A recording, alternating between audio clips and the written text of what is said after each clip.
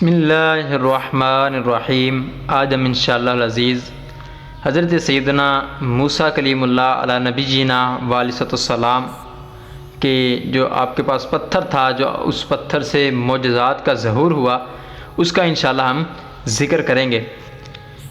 اس پتھر کا ذکر قرآن مجید میں بھی موجود ہے۔ اس پتھر سے دو معجزات کا ظہور ہوا ہے۔ یہ ایک ہاتھ لمبا ایک ہاتھ چوڑا پتھر تھا جو ہمیشہ حضرت موسیٰ علیہ السلام کے جھولے میں رہتا تھا۔ اس مبارک پتھر کے ذریعے حضرت موسیٰ علیہ السلام کے دو معجزات کا ظہور ہوا، جن کا ذکر قرآن پاک میں بھی موجود ہے، لیکن آج ہم انشاءاللہ ایک واقعے کا، ایک معجزے کا ہم ذکر کریں گے۔ اس پتھر کا پہلا عجیب کارنامہ جو در حقیقت موسیٰ علیہ السلام کا معجزہ تھا، وہ اس پتھر کی دانش مندانہ لمبی دوڑ ہے، اور یہی معجزہ اس پتھر کے ملنے کی تاریخ ہے۔ اس کا مفصل واقعہ کچھ یوں ہے کہ بنی اسرائیل کا یہ عام دستور تھا کہ جب وہ غسل کرتے تو ننگے ہو کر غسل کیا کرتے تھے، لیکن چونکہ حضرت موسیٰ علیہ السلام اللہ پاک کے نبی تھے، آپ کو کتاب عطا کی گئی ہے، تو اس وجہ سے آپ یہ گوارا نہ کرتے کہ میں تنہا یا اسی طرح ننگے ہو کر غسل کروں۔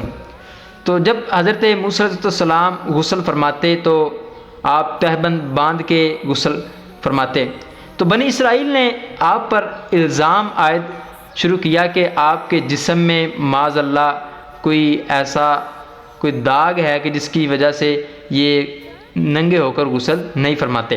یہ بنی اسرائیل نے ایک اعتراض کیا، تو اب چونکہ اس کا جو بنی اسرائیل نے شوشہ اٹھایا تھا، اس کا ذکر پورے جو شہر میں گلی کوچے میں پھیل گیا۔ اب حضرت موسیٰ علیہ السلام کے دل پر بڑا صدمہ ہوا کہ یار یہ ان لوگوں نے میرے بارے میں کیا غلط نظریات رکھا ہے۔ تو اب چونکہ اللہ پاک یہ سارا معاملہ جانتا ہے، تو اللہ پاک نے اس معاملے سے پردہ اٹھانے کے لیے، بنی اسرائیل کو یہ دکھانے کے لیے کہ میرا نبی، میرا جو بندہ ہے وہ تم سے زیادہ حسین و جمیل ہے، وہ بے عیب پیدا کیا گیا۔ اب ایک بار ہوا کچھ یوں کہ حضرت موسیٰ علیہ السلام ایک پہاڑ کے دامن میں اکیلے غسل فرمانے لگے، تو آپ نے اپنے کپڑے مبارک اتار دیے۔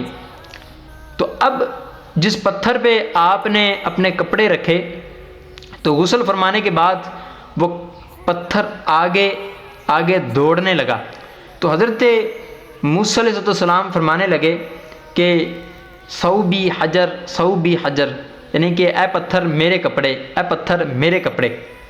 مگر یہ پتھر برابر بھاگتا رہا۔ جب حضرت موسیٰ علیہ السلام شہر سے ہو کر گلی کوچوں میں پہنچے تو سب لوگوں نے دیکھا کہ آپ میں کوئی عیب نقصان نہیں ہے، آپ تو بے عیب ہیں، آپ کا جسم بڑا حسین و جمیل ہے۔ تو اس وقت بنی اسرائیل کو یہ ہوا کہ واقعی حضرت موسیٰ علیہ السلام میں کوئی عیب نہیں ہے۔ تو جو انہوں نے تہمت لگائی، تو اللہ پاک نے ان کی اس تہمت کا جواب دینے کے لیے اس پتھر سے، حضرت موسیٰ علیہ السلام کے پاس جو پتھر تھا، اس سے یہ معجزہ ظاہر ہوا۔ اور اس کا ذکر اللہ پاک نے قرآن پاک کے اندر بھی ارشاد فرمایا۔ اللہ پاک نے فرمایا یا ایھا الذین آمنوا لا تکونوا کالذین آذوا موسیٰ فبرأہ اللہ مما قالوا وکان عند اللہ وجیہا۔ ترجمہ کنز ایمان، اے ایمان والو، ان جیسے نہ ہونا جنہوں نے موسیٰ علیہ السلام کو ستایا۔ اب اس واقعے میں ہمیں یہ بتایا جا رہا ہے کہ جس طرح بنی اسرائیل نے موسیٰ علیہ السلام کو ستایا، اے ایمان والو تم اس طرح نہ ستانا۔ تو اللہ تعالیٰ نے اسے بری فرما دیا اس بات سے جو انہوں نے کہی تھی، اور موسیٰ علیہ السلام کے یہاں آبرو والا ہے۔ اب ہمارے لیے اس واقعے میں درس یہ ہے کہ ہم چونکہ اب کوئی نبی آنے والا نہیں ہے، تو ہمارے لیے یہ درس ہے کہ ہم علماء کو طعن و تشنیع نہ کریں، علماء کے بارے میں غلط نظریات نہ رکھیں، علماء کے بارے میں صحیح عقیدہ رکھیں، علماء کے بارے میں جو جناب والا تہمت لگاتے ہیں ہمیں ان کے خلاف کھڑا ہونا چاہیے۔